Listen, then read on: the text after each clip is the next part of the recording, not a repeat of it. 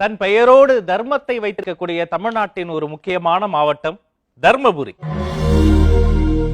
தர்மபுரி இந்தியாவின் நயாகரா என்று புகழப்படும் ஒகேனக்கல் நீர்வீழ்ச்சி மற்றும் ஐந்தருவி நீர்வீழ்ச்சிகள், அழகிய தொங்கு பாலம், அருமையான பரிசல் பயணம், எண்ணெய் குளியல், அரசியல் பரபரப்பு என்று எத்தனையோ பெருமைகளை கொண்டிருப்பது பெயரிலேயே தர்மத்தை கொண்டிருக்கும் தர்மபுரி மாவட்டம் தாங்க.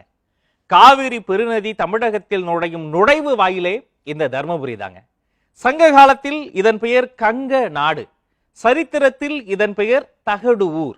இந்த தகடூர் தற்போது தர்மபுரியாக மாறியிருக்கிறது. சோழ பேரரசின் ஒரு பகுதியாகவும் பல்லவர்களே விரும்பி வந்து வாழ தகுதியாகவும் 8 திக்கும் வெற்றி பெற்ற சிற்றரசர்கள் மிகுதியாகவும் வாழ்ந்த பூமி தர்மபுரி. அந்நியர்களை மிரட்டிய ஊரும் தர்மபுரி தான், ஆங்கிலேயர்களை விரட்டிய ஊரும் தர்மபுரி தான். தகடூர் யாத்திரை என்ற இலக்கியத்தில் அரசர்கள் வரலாற்றை பேசியதும் இந்த தர்மபுரி தான். காமாட்சி ஆலயத்தின் கல்வெட்டில் குலோத்துங்கனின் ஆட்சி பெருமைகள் இருக்கிறது.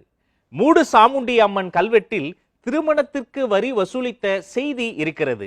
சிலம்பாட்டம், கோலாட்டம் என்று இந்த மாவட்டத்தில் நிரம்பிய பாரம்பரிய கலைகள் கொஞ்சமில்லை. மன்னர் அதியமான், தீர்த்தகிரி கவுண்டர், ராஜாஜி, சுப்பிரமணிய சிவா, 6 ஔவையார்களில் ஒரு ஔவையார், விடுதலை வீரர் தியாகி சுப்பிரமணிய சிவா என்று தர்மபுரியில் பிறந்து தரணியை கலக்கியவர்கள் இந்த பட்டியலுக்கு பஞ்சமில்லை. தன்னிகரில்லா விவசாயிகளின் வியர்வையே வாய்க்காலில் தர்மபுரியின் தண்ணீராய் ஓடும்.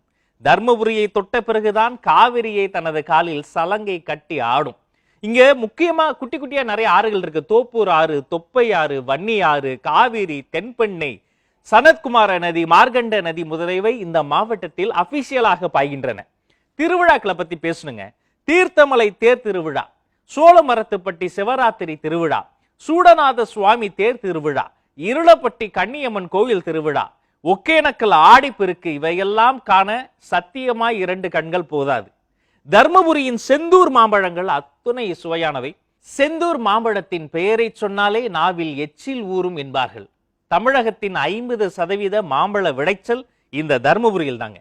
தர்மபுரியை தோட்டக்கலை பூமி என்றும் அழைப்பார்கள். பாறை ஓவியங்கள், கல்வெட்டுகள், சிற்பங்கள், பொக்கிஷங்கள் கொட்டி கிடக்கும் புண்ணிய பூமி தர்மபுரி. புகையும் பாறை என்று பொருள்படும் ஒகேனக்கல் நீர்வீழ்ச்சி தர்மபுரியின் தனி சிறப்பு. தனக்கு கிடைத்த அரிய நெல்லிக்கனியை ஔவையாருக்கு தந்த தமிழ் மன்னன் அதியமான் ஆண்ட பூமி தர்மபுரி. ஔவையார் 23 புறநானூற்று பாடல்களில் அதியமான் நெடுமான் அஞ்சி ஆண்ட இந்த தர்மபுரியை பாடியுள்ளார். இந்த மண்ணை ஆண்டவர்களினுடைய வரலாற்றை நாம சொல்லணும். அதியமான் மகன் எழினி, சேர மன்னன் பெருஞ்சேரல் இளம்புரை, நுளம்பர்கள், சோழர்கள், அதியமான்கள், ஹாய்சோழர்கள், விஜயநகரத்து மன்னர்கள், சுல்தான்கள், மைசூர் மன்னர்கள் இத்தனை பேர் ஆண்டு இருக்கிறார்கள். 1965 சேலத்தை 2ஆக பிரித்து தர்மபுரியை உருவாக்கினார்கள். 2004ஆம் ஆண்டு தர்மபுரியில் இருந்துதான் கிருஷ்ணகிரி மாவட்டத்தை தனியாக உருவாக்கினார்கள். ஓசூரில் ஆட்டு பண்ணையும் புல் பரப்பும் கோடி பண்ணையும் அதிகமாக உள்ளன. கிட்டத்தட்ட 100 ஆண்டுகளுக்கு முன்பு 3000 அடி உயரத்தில் மதிகிரி கிராமத்தில் தொடங்கப்பட்டது இந்த பண்ணை. தர்மபுரியின் பெண்ணாகரத்தில் தான் அஞ்செட்டி காடுகளில் இருந்து மூங்கில்களை சேமித்து வைக்கிறார்கள். தர்மபுரியின் தொட்டம்பட்டியில் தான் 1 கோடி ரூபாய் மூலதனத்தில் இரும்பு ஆலையை அமைத்திருக்கிறார்கள். அதியமான் கட்டிய களிமண் கோட்டை, அதை சுற்றி ஓடிய ஏரி, அந்த அதியமான் கோட்டை தான் அதமன் கோட்டை என்று இன்று பெயர் மாறி இருக்கிறது. இப்போது பெயர் மட்டும்தான் இருக்கிறது, கோட்டை அழிந்து விட்டது. கடல் மட்டத்தில் இருந்து 750 அடி மேலே காவிரி ஓடி வருகிறது. காட்டாற்று வெள்ளமென சீறி வரும் காவிரி ஒரு புள்ளியில் 2ஆக பிரிகிறது. பின்பு சடாரென 86 அடி ஆழத்தில் அருவியாக விடும் இடம்தான் ஒகேனக்கல், தமிழ்நாட்டின் ஒரு மைல் கல். தர்மபுரியின் பெருமைக்கு இந்த ஒகேனக்கல் எப்போதும் வரலாற்றில் ஒரு தனி இடம் கொடுக்கிறது. காவிரி அங்கங்கே பிரிந்து 36 பிரிவுகளாக ஒகேனக்கல் பகுதியில் கொட்டுகிறது. ஆற்றிலும் அருவியிலும் பரிசல் பயண வசதி இருக்கிறது. அமெரிக்காவுக்கு நயகரா, தர்மபுரிக்கு ஒகேனக்கல், மதுரைக்கு மீனாட்சி, தர்மபுரிக்கு கால பைரவர், தஞ்சாவூருக்கு பெரிய கோவில், தர்மபுரிக்கு அதியமான் கோட்டை. 1200 ஆண்டுகள் பழமையான பைரவர் கோயிலின் உள்ளே மகாவீரருக்கு சிலை இருக்குங்க. அங்க பெண்கள் அந்த வெள்ளை பூசணியில் தீபமேற்றும் அழகை காண நிச்சயமாக 1000 கண்கள் போதாது. சிட்டிலிங்கி பள்ளத்தாக்கில் இயற்கை விவசாயம் செய்யும் பூர்வக்குடி விவசாயிகள் இருக்கிறார்கள். கருப்பு நிறத்தில் ஜொலிக்கும் கிரானைட் இந்த மாவட்டத்தில் கிடைக்கும் மிக முக்கியமானது ஒரு கனிமம். தீர்த்தமலை முழுக்க இரும்பு கனிம வளம் நிறைந்து உள்ளது. இங்குள்ள சுனை நீர் கூட இரும்பு சத்து சுவையோடு இருக்கிறது. சிறந்த தரமான உயர் ரக கிரானைட் கற்கள் தர்மபுரியில் கிடைக்கின்றன. தர்மபுரியின் தீர்த்த மலைக்கு ஒருமுறை வந்து பாருங்கள். மலை முழுக்க தீர்த்தங்கள் உண்டு. அதில் 12 தீர்த்தங்களில் பக்தர்கள் குளிக்கலாம். தீர்த்தமலை என்பது இன்னும் ஒரு பெரிய ரகசியமாகவே இருக்கிறது.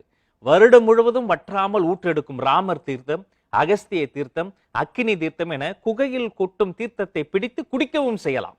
கனிமச்சத்து கலந்து வருவதால் அந்த தீர்த்த நீரில் மருத்துவ குணங்கள் அதிகமாக உண்டு. அகஸ்திய தீர்த்தம் குடித்தால் வயிற்று பிரச்சனைகள் நீங்கும். அக்கினி தீர்த்தம் குடித்தால் குடல் புண் சரியாகும். மலை முழுக்க மூலிகை தோட்டம் நெருங்குகையில் வருகின்ற அந்த நறுமணமே அதன் மகிமையை காட்டும். இங்கு ஆதி தமிழர்கள் வாழ்ந்த வரலாற்றின் மிச்சமாக இப்போதும் இருக்கிறது வெள்ளி கிணறு. ஆனால் தூர்வாரப்படவில்லை. பல நூறு ஆண்டுகளுக்கு முன்பு கெட்டி முதலியார் கட்டிய சீலநாயக்கன் கோட்டை சிதிலமடைந்து இப்போதும் இந்த மலையில் கொஞ்சம் மிச்சம் இருக்கிறது. பல தடைகளை தாண்டி தீர்த்த மலையின் உச்சிக்கு நீங்கள் சென்றால் அங்கு கனிம கல்லால் செய்த கணபதி சிலையை கண்டு ரசிக்கலாம். இந்திய வடமாநிலங்களை தமிழக மாவட்டங்களுடனும் கேரளாவுடனும் இணைக்கக்கூடிய தேசிய நெடுஞ்சாலை தர்மபுரி வழியாகத்தான் அமைந்துள்ளது. அதே போல தமிழகத்தின் பெருவாரியான மாவட்டங்களை கர்நாடக மாநிலம் பெங்களூருடன் இணைக்கும் ரயில் பாதையும் தர்மபுரி வழியாகத்தான் செல்கிறது. இந்த மாவட்டத்தினுடைய பெருமைகள்லாம் பார்த்தோமே, இதனுடைய பிரச்சனைகள் என்ன? மக்களுக்கு வேலை வாய்ப்பை அதிகரிக்கும் வகையில் ஒரு சிப்காட் தொழிற்பேட்டை வளாகம் எப்போது நிரந்தரமாக இங்கு வரும்? தொப்பூர் கணவாய் பகுதி தேசிய நெடுஞ்சாலையில் விபத்துகளும் உயிர் சேதங்களும் தொடர்ந்து அதிகமாக்கி கொண்டே வருகின்றது. இப்பகுதி சாலை விபத்தில்லாத சாலையாக மாறப்போவது எப்போது?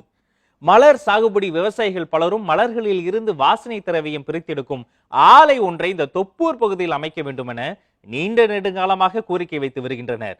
சேலம் மாவட்டம் ஓமலூர் முதல் கிருஷ்ணகிரி மாவட்டம் ஓசூர் வரையிலான ரயில் வழி தடத்தை இருவழி பாதையாக விரிவுபடுத்தி ரயில் பயண நேரத்தை குறைப்பதுடன் கூடுதல் ரயில்களையும் இயக்க வேண்டும் என்ற கோரிக்கையும் தொடர்ந்து தர்மபுரி சார்பில் ஒலித்து வருகிறது.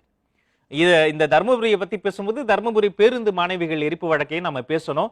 ஒரு அரசியல் கட்சி தலைவரின் கைதின் போது ஒரு பேருந்தின் உள்ளே அந்த மாணவிகள் எரிக்கப்பட்டு சில ஆண்டுகள் கிடைத்து அவர்கள் குற்றவாளிகள் விடுதலை செய்யப்பட்டது தர்மபுரியினுடைய ஒரு கருப்பு சரித்திரம்.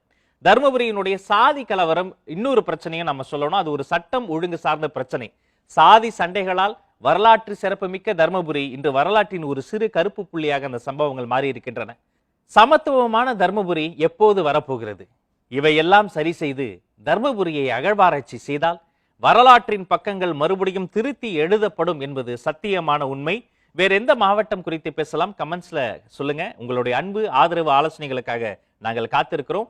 இந்த வீடியோவை உங்களுடைய நண்பர்களோடு பகிர்ந்து கொள்ளுங்க. Please subscribe to Rajmohan report. நன்றி.